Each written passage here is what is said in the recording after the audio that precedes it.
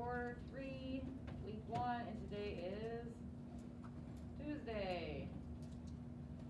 Number 1, we have k over 3 plus 4 minus 2k equals a negative 9k. Draw your line. And then remember, when you are doing problems like this, if I have 2 k's on the same side, what do I have to do to them first before I can move them? I have to combine them, okay? So and the k over 3 really becomes 1/3 k minus 2k. Well, anytime we are dealing with fractions, you got to write them up and down. So I am going to put my negative 2 on top.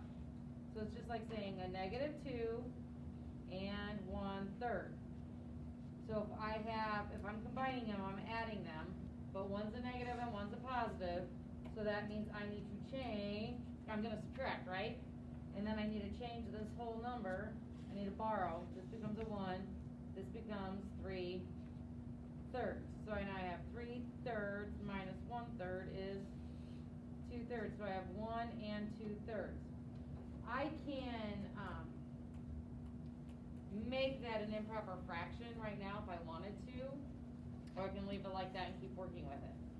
So I have 1 and 2/3 k, because that combining these right down to this, plus 4 is equal to a negative 9k. Now I need to bring this k over with this k. So I'm going to, if this is a, oh wait, this needs to be a negative, correct? Forgot to do that because it's a negative 2, so that stays negative. So that's a negative, so then I'm going to do what? Add 1 and 2/3 k plus 1 and 2/3 k. These cancel each other out, the 4 stays. If I have a negative and a positive, I'm going to do what? Subtract again. So the 9 becomes an 8 and 3/3. So 3/3 minus 2/3 is 1/3, and 8 minus 1 is 7. Keep the negative sign because the bigger number is negative. So now I have 4 equals 7 and 1/3 k. Here's where I want to change this to an improper fraction where I could have done it before, which is, it doesn't matter. 4 equals, well, 7 times 3 is 21 plus 2 is a negative 22/3 k. So then I'm going to multiply by, because multiplying by the reciprocal is like division, right? So these cancel each other out, and then I'll be left with k. So if I multiply this side by 3 over 22, I multiply this side by 3 over 22, and that's a negative. So I'm going to multiply this side by the negative. 4 goes over 1. I'm going to reduce by 2. 4 becomes a 2. 22 becomes an 11. So then 3 times 2 is 6. 11 times 1 is 11.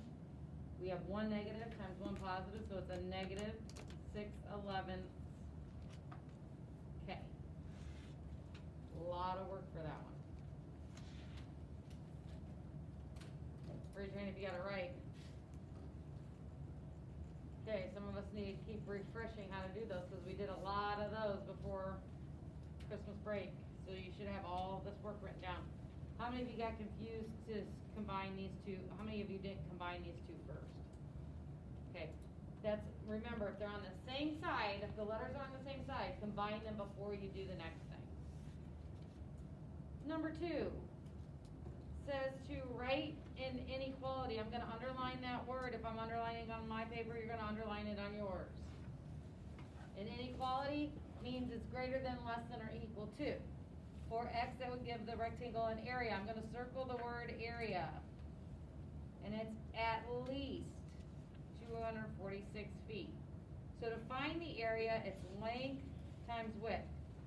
So it would be 8 times 2x plus 4. And if it needs to be at least, that has to be greater than 246. Now when I have a number and the parentheses, it's better to write it as 8 and then the parentheses 2x plus 4 is greater than 246. And that would be the area, but let's go a step further and let's use the distributive property. 8 times 2x would be 16x, and then I do 8 times 4, which is 8 times 4, 32. Okay, 32 is greater than 246. Then we draw our line, subtract 32, subtract 32. So 16x is greater than 214. Then to get x by itself, I'm going to divide by 16 on both sides. I'm going to use my calculator and do 214 divided by 16. X needs to be greater than 13.375.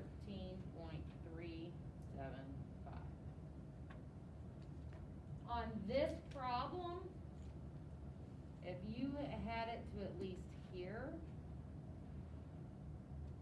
that would be considered correct. Yes, Sander? Didn't we have to convert the 246 feet to meters?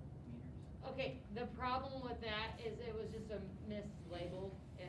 You needed to leave it all in meters. It was wrong in the question, but nice, nice catch. I'm sorry, I didn't tell you guys that when I told you guys that the M stood for meters. Yes. Okay, what'd you do? I divided 246 by 8, and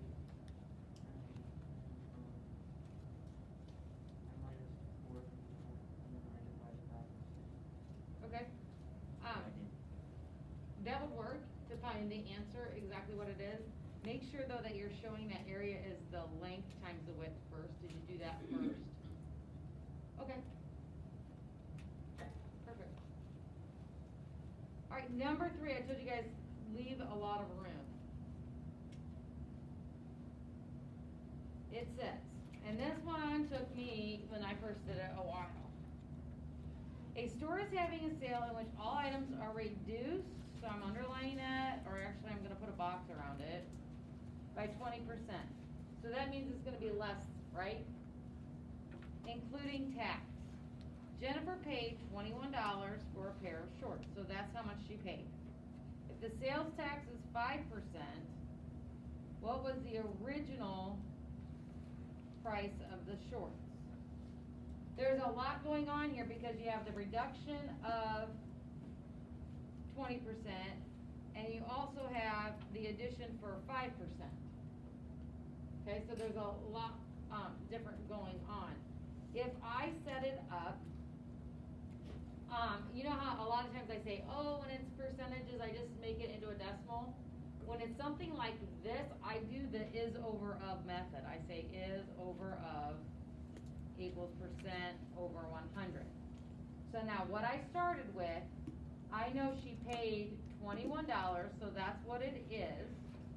Do I know the original amount? No. So that's going to be my X. Now, what percent am I going to put over 100? $21 was the sale price plus 5% of tax. So she really paid 105%. Does that make sense? Do you guys understand that? Because it's the sale price plus the 5% sales tax. Then I do my cross multiplication here.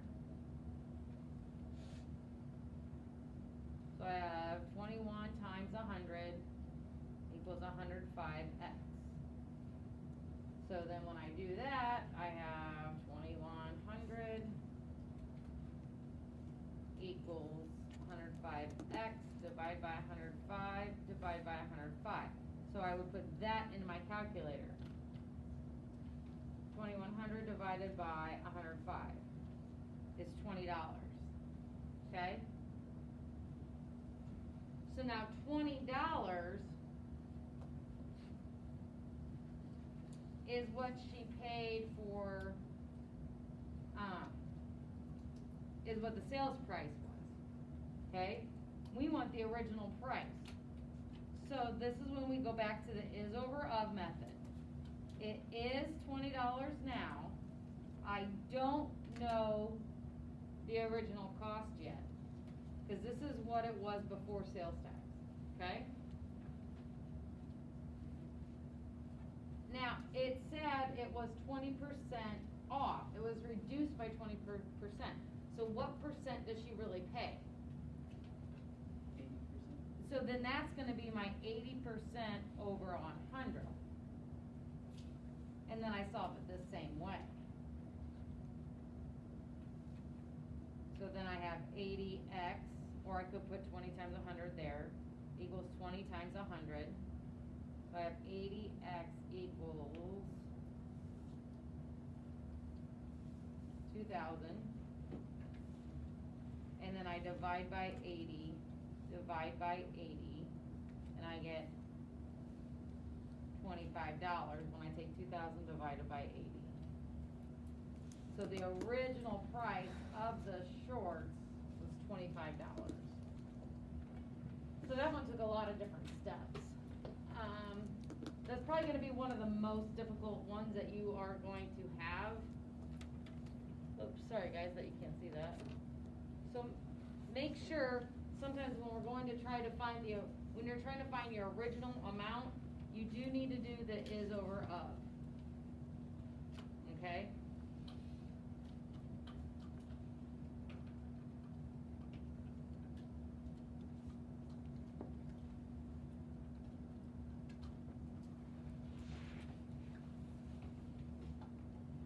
Alright, number 4. What is the slope indicated in the table below? You need to write slope equals y2 minus y1 over x2 minus x1. Every time I see the word slope, I want to see the formula every single time. So now, how do I figure out which ones I want? It does not matter. I can make this as my coordinates 1, and this is my second one. I could use this as number 1, and this is number 2. It doesn't matter. So I'm going to use that this is my x and y 1s. These are my 2s. So then if I would rewrite those, my coordinates, my first coordinates would be 4, 5. My second set of coordinates is 8, 10. So then it's y2, which is 10, minus y1, which is 5, over x2, which is 8, minus x1, which is 4. So then 10 minus 5 is 5, 8 minus 4 is 4. We want to leave it as an improper fraction. Do not change slope to a mixed number, because this means it goes, and then here we go, we have to write up 5, right 4.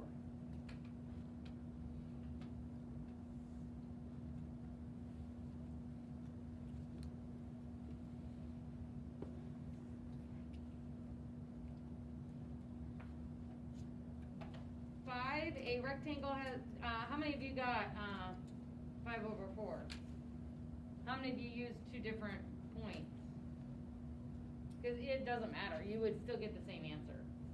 Because if I would have taken like y2, let's say I use these 2 sets, it'd be like 20 minus 15 is 5, 60 minus 12 is 4, so it'd be 5 over 4. Same thing. but make sure you're writing that it's either up or down, right or left. Number 5 says, a rectangle has an area of 25 square feet. A similar rectangle has an area of 240 square feet. What is the ratio? You guys better be underlining these key words and putting boxes or circles around them. Of the areas of these similar rectangles. I just want a ratio. So all I'm doing, a ratio is a fraction, so I put 25 over 240. I don't want to leave it like that because I can simplify or reduce, and I get 5 over 48, and that's it. 6. Solve the proportional equation. I'm going to underline that word proportional.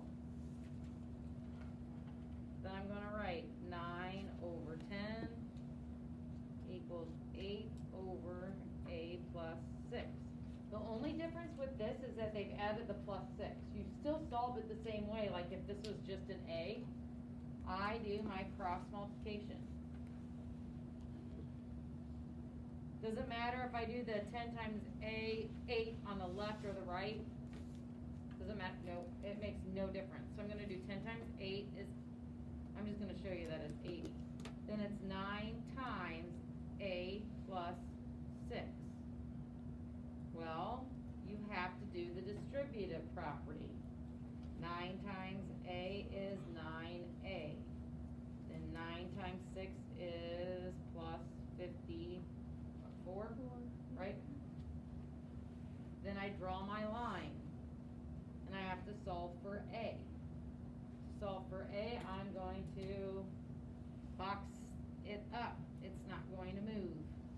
Subtract 54, subtract 54. 8 becomes a 7, 10, so 26 equals 9a. To get a by itself, we're going to box it up again. The a now by itself, we box it up, divide by 9, divide by 9. I can put 26 divided by 9 in my calculator, and I get 2.8 repeated equals a, or I can just leave it as 2 and 8, would it be 2 and 8 ninths, right? Yeah. Either one is a correct answer.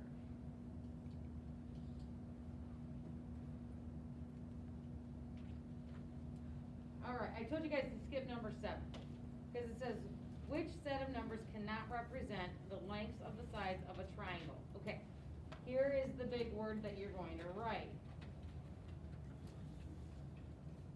It is called the, and I want it all written down, triangle inequality theorem.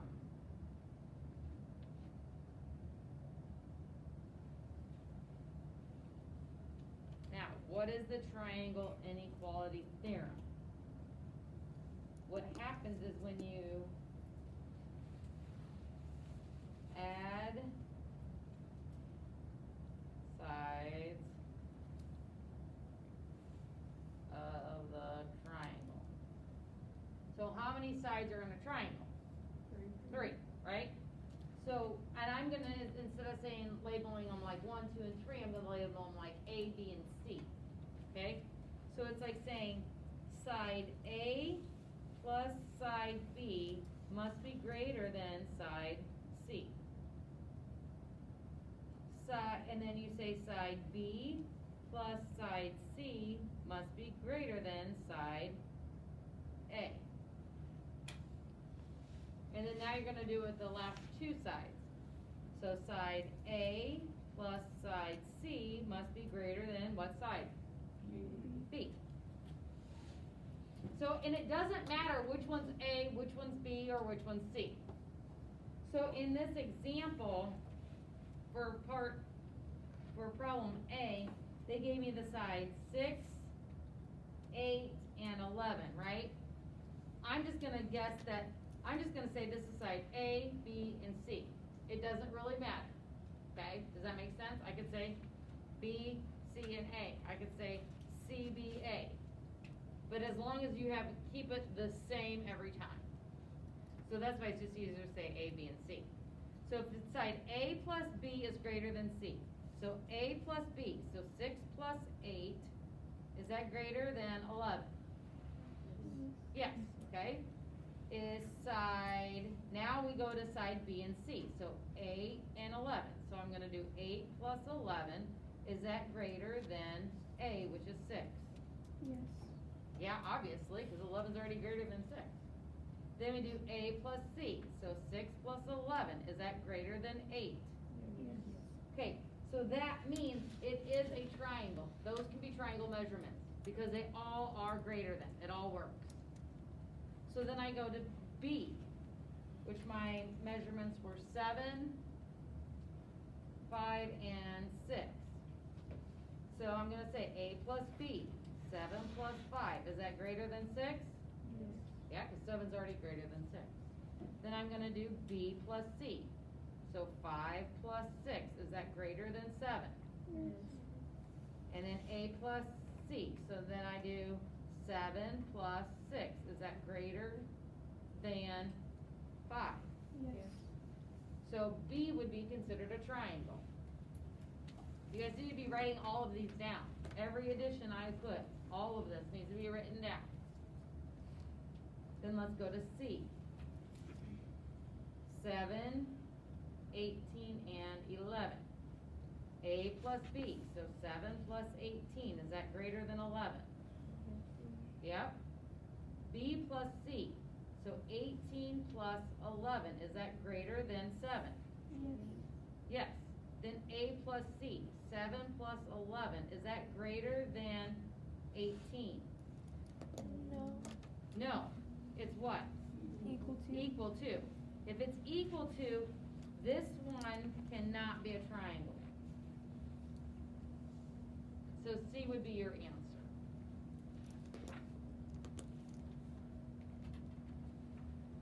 I know there's a lot that you guys have to write down.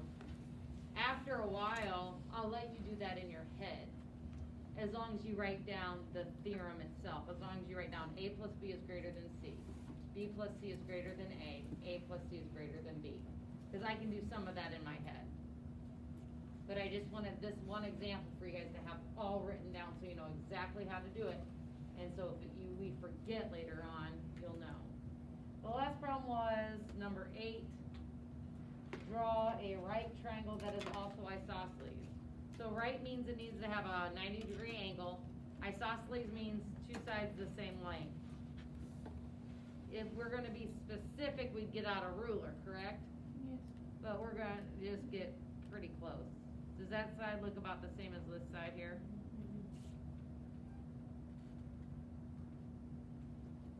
If you get it close enough and then you show that that's a 90-degree angle, a way to show that these lengths are the same, you give them a line saying that those lines are the same length.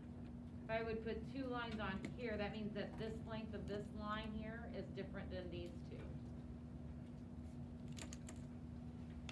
All right, take a picture, please. Go ahead and